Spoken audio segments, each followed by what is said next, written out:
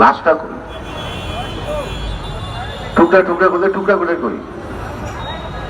আনার যে খুন হয়েছে এটা তো বিশ্বাস করাবেন কি নেই। এখন খালি আনারের প্রতিদিন প্রত্যেকে হেডলাইন, জাতীয় নেতা হয়েছে সে মহিলা, প্রতিদিন হেডলাইন জাতীয়। এবার আর দেশের কোনো সমস্যা নাই।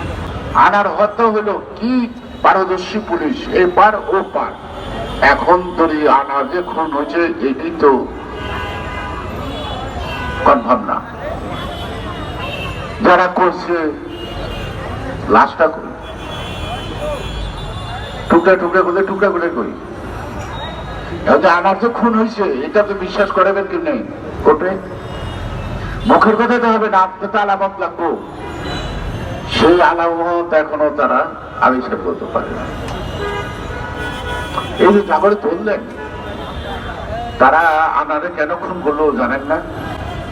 ওই কথাগুলি বলেন না, ওই কথাগুলি পত্রিকায় প্রকাশ করেন না কেন? কি কারণে এক দেশ থেকে আরেক দেশকে খুন করলো? তার অন্ধকার জগৎটা চাপা দেন কেন? খুনের বিচার করতে হবে, এটা ঠিক আছে। খুনকে আমরা কোনো মতেই আমলে নিতে পারি না, প্রত্যেকটা খুনের বিচার হওয়া উচিত। কিন্তু সে যে খুন হইলো, যাদের হাতে খুন হইলো, কি কারণে খুন হইল?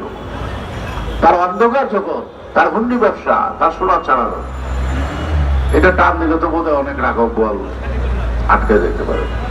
এখন খালি আনারের প্রতিদিন প্রত্যেকে হেডলাইন, জাতীয় নেতা হয়েছে সে মহিলা, প্রতিদিন হেডলাইন জাতীয়। এবার আর দেশের কোনো সমস্যা নাই। বলতেও লজ্জা লাগে, শুনতেও লজ্জা লাগে, কিন্তু আলটিমেটলি দেশটা কোথায় যাবে, দেশের কি অবস্থা হবে, সেই কথাটা তো আপনাদের ভাবনার দরকার। সুতরাং মুক্তি চাই কেন বলি, আমরা বলি না কেন আমাদের নেতাদেরকে মুক্ত করব? কার কাছে মুক্তি চান? আমাদের মুক্ত করতে হবে। তাহলে বলতে পারেন কি পথ, কি জেলখানা ভাঙবো? জেলখানা ভাঙার দরকার নেই। যার কারণে এরা বন্দী আছে তাকে চেয়ার থেকে সরিয়ে দিলেই তো সমস্যা শেষ। দানব ধরার প্রোগ্রাম করেন, বেঞ্জিত একানা বেঞ্জিনের গোষ্ঠী ধরেন, সেই পথ ধরেন। যদি মুক্তি চান, যদি দেশটাকে বাঁচাতে চান, যদি বাংলাদেশ নামক দেশটার অস্তিত্ব পৃথিবীর মুখে দেখতে চান, তাহলে আপনাদেরকে মেরুদণ্ড সোজা করে দাঁড়াতে হবে। কত মানুষ মারা গেছে যুদ্ধের সময়, প্রয়োজনে তার ডাবল মানুষের জীবন দিতে হবে দেশকে যদি রক্ষা করতে চান।